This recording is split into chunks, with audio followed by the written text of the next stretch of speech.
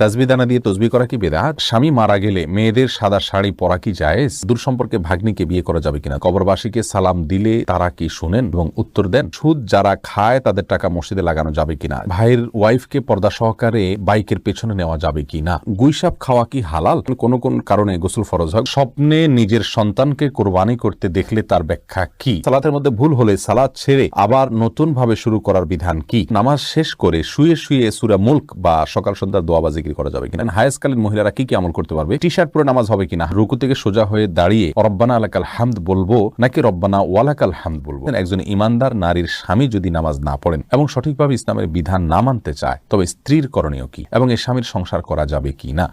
হাসিব আহমদ জানতে চেয়েছেন দূর সম্পর্কে ভাগ্নিকে বিয়ে করা যাবে কিনা? দূর সম্পর্কের ভাগ্নি যদি হয় তাহলে বিয়ে করা যাবে, কোনো অসুবিধা নেই। আহমেদ ইকরা আপনি জানতে চেয়েছেন আমি অবিবাহিত স্বপ্নে সহবাস দেখি এবং এমন স্বপ্ন দেখলে আমার খুব খারাপ লাগে, শুনেছি স্বপ্নে সহবাস দেখলে বিয়ে হয় না। না, এরকম কোনো কথা না, এটা কুসংস্কার। আপনি এরকম যদি কোনো কিছু দেখেন এটা আপনার গুনাহ হবে না, কারণ এটা আপনার ইচ্ছায় হচ্ছে না। এমডি জুনেদ খান আপনি জানতে চেয়েছেন সুদ যারা খায় তাদের টাকা মসজিদে লাগানো যাবে কিনা? জেনে শুনে তাদের টাকা মসজিদে লাগানো ঠিক না। আল্লাহ সুবহানাহু ওয়া তাআলা বলেছেন, রাসূল করিম সাল্লাল্লাহু আলাইহি ওয়াসাল্লাম বলেছেন ইন্নাল্লাহা তাইয়্যিব লা ইয়াকবালু ইল্লা তাইয়্যিব। আল্লাহ তাআলা নিজে পবিত্র, তিনি পবিত্র ছাড়া কোনো কিছু গ্রহণ করেন না। বিধায় হারাম কিছু দান করলে আল্লাহ সন্তুষ্টি অর্জন করা যাবে না, সওয়াব পাওয়া যাবে না। এরপরে এল শাহিদ আপনি জানতে চেয়েছেন কোন কোন কারণে গোসল ফরজ হয়? গোসল ফরজ হয় মাসিক থেকে পবিত্র হলে, নেফাস থেকে পবিত্র হলে এবং আপনার কোনোভাবে বীর্যপাত হলে এবং আপনার স্ত্রী সহবাস করলে। এরপরে মোহাম্মদ মহসিনুদ্দিন জানতে চেয়েছেন ভাইয়ের ওয়াইফকে পর্দা সহকারে বাইকের পেছনে নেওয়া যাবে কি না? না, প্রথমত বাইকের পেছনে ভাইয়ের ওয়াইফকে যদি আপনি রাখেন এবং আপনি নিজে চালান, অর্থাৎ দুজন আপনারা থাকেন, তাহলে সেক্ষেত্রে শরীরের কোনো না কোনো অংশ স্পর্শ করবে, বাজে চিন্তা হওয়ার সুযোগ আছে। আল্লাহ সুবহানাহু ওয়া তাআলা বলেছেন লা তাকরাবুজ জিনা, জিনার কাছাকাছিও যেও না।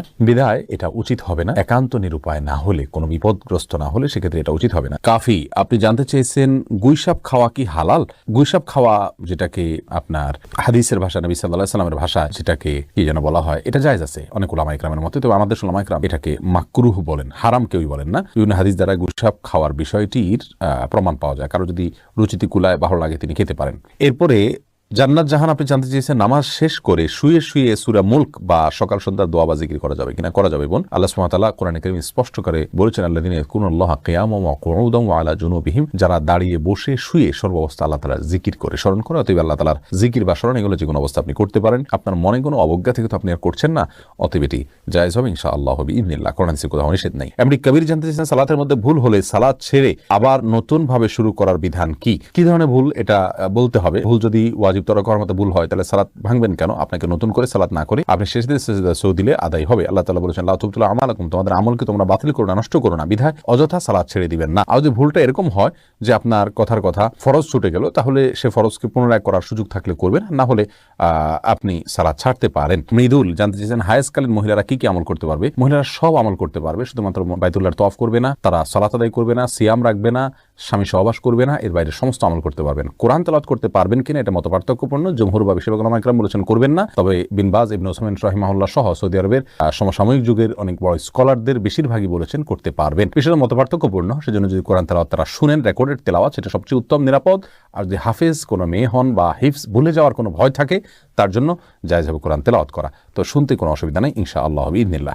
স্পর্শ করতে পারবেন না কোরআন এই অবস্থায়, এ বিষয়ে কারো দ্বিমত নাই। এমনি আশরাফুল ইসলাম জানতে চেয়েছেন টি শার্ট পরে নামাজ হবে কিনা? হ্যাঁ, নামাজ হয়ে যাবে, কিন্তু এরকম কোনো টি শার্ট পরে সালাত আদায় করা উচিত নয় যেটা সালাতের গাম্ভীর্যতার সাথে যায় না, অথবা আপনার এই টি শার্ট পরে আপনি কোথাও যান না ভালো কোথাও, এরকম যদি হয় তাহলে আপনার জন্য টি শার্ট পরে সালাত আদায় করা জায়েজ হবে না, অন্যথায় জায়েজ হবে। আল্লাহ তাআলা বলেছেন ইয়া আইয়ুহাল্লাযীনা আমানু খুযু যিনাতাকুম ইনদা কুল্লি মাসজিদ, হে ঈমানদাররা প্রত্যেক সালাতের সময় সুন্দর পোশাক পরিধান করো। অতএব আপনি যে পোশাকটা আপনার কাছে সুন্দর, সম্ভ্রান্ত জায়গায় আপনি যান, সাধারণত সাধারণ পোশাক নয়, অপমানজনক পোশাক নয়, বা আপনার শোয়ার পোশাক নয়, বা এটা পরে আপনি কোথাও যেতে চান না, এরকম পোশাক যদি না হয় তাহলে সেক্ষেত্রে আপনার সালাত হয়ে যাবে, টি শার্টেও কোনো অসুবিধা নেই। এরপরে মাহমুদুল হক ভুঁইয়া আপনি জানতে চেয়েছেন কবরবাসীকে সালাম দিলে তারা কি শুনেন এবং উত্তর দেন? মাহমুদুল হক ভুঁইয়া, আপনার প্রশ্ন উত্তরে বলবো কবরবাসীকে সালাম দিবেন আপনি, তবে কবরবাসীরা আমাদের কথা শুনতে পান কিনা এ বিষয় নিয়ে ওলামাদের মতপার্থক্য রয়েছে। অনেক ওলামা বলেন যে শুনতে পান না, তাদের দলিল হলো আল্লাহ সুবহানাহু ওয়া তাআলা কোরআনে কারীমে বলেছেন ওমা আনতা বিমুসমিআইন মান ফিল কুবুর, যারা কবরবাসী তাদেরকে আপনি শোনাতে পারবেন না, অর্থাৎ তাদেরকে শোনানোর ক্ষমতা আপনার নাই। আর যারা বলেন যে না ওনারা শুনতে পান,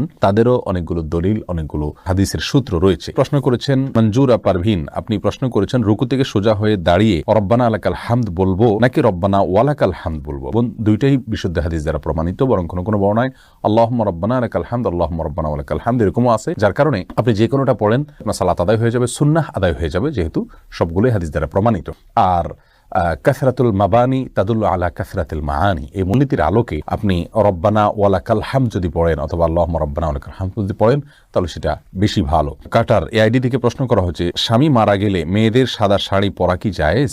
মেয়েদের স্বামী মারা গেলে সাদা শাড়ি আর কালো শাড়ি এরকম কোনো কিছু পরার ক্ষেত্রে ইসলামী শরিয়ত কোনো নির্দেশনা দেয় না। ইসলামী শরিয়া বলে কোনো স্ত্রী লোক তার স্বামী যদি মারা যান তাহলে 4 মাস 10 দিন পর্যন্ত তিনি শোক পালন করবেন, আর শোক পালনের অংশ হিসাবে তিনি খুব বেশি সাজসজ্জা করবেন না, গহনাগাতি ইত্যাদি ব্যবহার করবেন না, স্বাভাবিকভাবে চলবেন, সাদাই পড়তে হবে এরকম কোনো কথা নেই।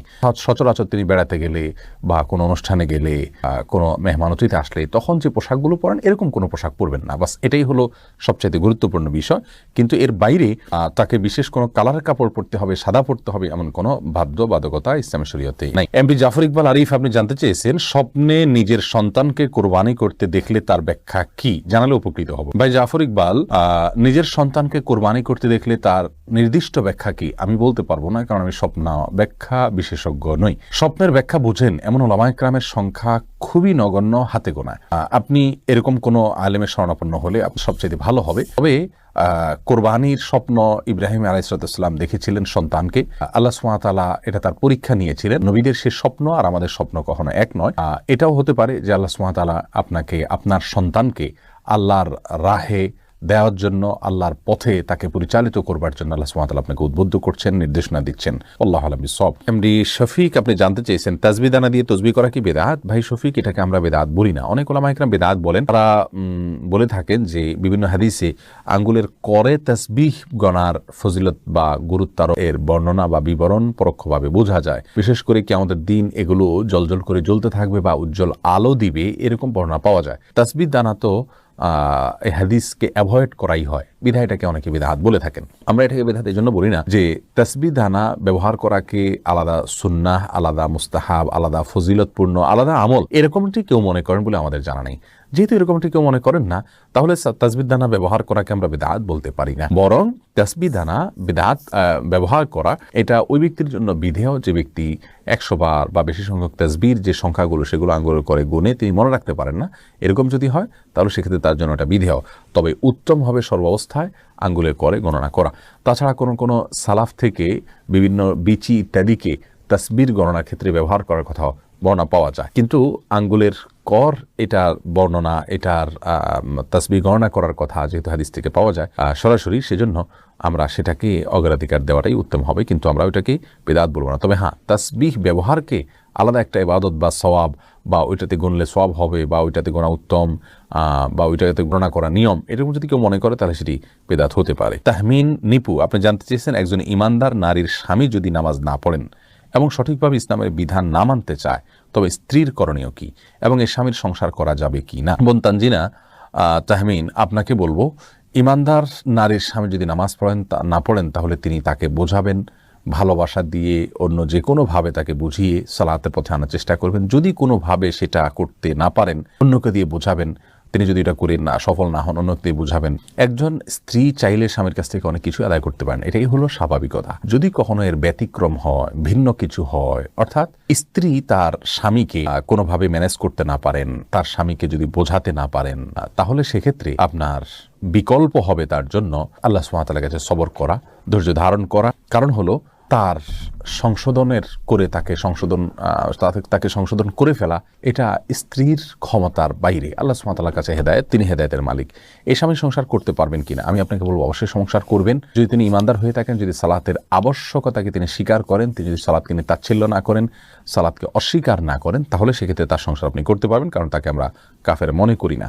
যদিও অনেক উলামায়ে কেরাম সালাত ত্যাগকারীকে মানে গণহারে বা পাইকারিভাবে কাফের বলে থাকেন, তাদের মতে আপনার জন্য স্বামীর সংসার করা ঠিক হবে না। এরপরে প্রশ্ন আমি দেখতে পাচ্ছি ইমরান ফরহাদ, আপনি জানতে চেয়েছেন শ্বশুরবাড়ি থেকে খুশিতে কিছু দিলে কোনো গুনাহ হবে কি না? খুশিতে বা সন্তুষ্ট চিত্তে যদি কিছু দেয় তাহলে সেটা আপনার জন্য অবশ্যই গুনাহ হবে না ইনশাআল্লাহ বিইذনিল্লাহ। যদি আপনি শ্বশুরবাড়ি থেকে কোনো কিছু আপনার চাওয়া পাওয়া না থাকে, আপনি কৌশল করে তাদের কাছ থেকে আদায় না করেন, অথবা সামাজিকতার খাতিরে তারা দিয়েছেন এমনটি না হয়, তাহলে সেক্ষেত্রে আপনার জন্য ওটা নেওয়া জায়েজ হবে ইনশাআল্লাহ বিদিনা। তবে আমাদের দেশে যেটি একটা বদ কালচারে পরিণত হয়েছে, সেজন্য এটাকে অ্যাভয়েড করার সংস্কৃতি আমাদের গড়ে তোলা দরকার। অন্তত যেভাবে যৌতুক দেয় সেভাবে যেন কোনো কিছু না দেওয়া হয়। কিন্তু নেওয়ার ক্ষেত্রে আমরা বলেছি তারা যদি সন্তোষজনক কিছু দেয় তাহলে আপনার জন্য এটা জায়েজ আছে ইনশাআল্লাহ বিদিনিল্লাহ।